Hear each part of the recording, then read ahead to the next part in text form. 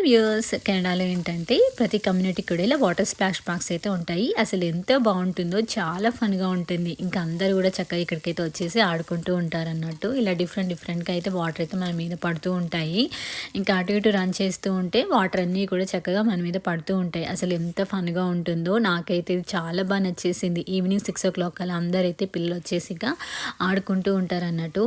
ఇదంతా ఒక పెద్ద పార్క్. ఇంకా పేరెంట్స్ అందరు కూర్చొని మాట్లాడుకుంటూ ఉంటే ఇక పిల్లలందరూ అయితే ఈ వాటర్ దగ్గర అయితే వచ్చేసి ఆడుకుంటూ ఉంటారు. మేము వెళ్ళిన రోజు అయితే వ్యూ రియల్గా చాలా బ్యూటిఫుల్గా ఉంది. అసలు ఎంత బాగుందో చూడండి, అసలు ఎంత పీస్ఫుల్గా అనిపించిందో.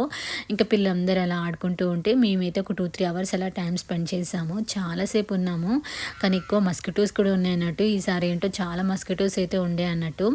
అండ్ ఇక్కడైతే ఇంకా ఎవ్రీ 2-3 minutes కలా ఇది స్టాప్ అయిపోతూ ఉంటుంది.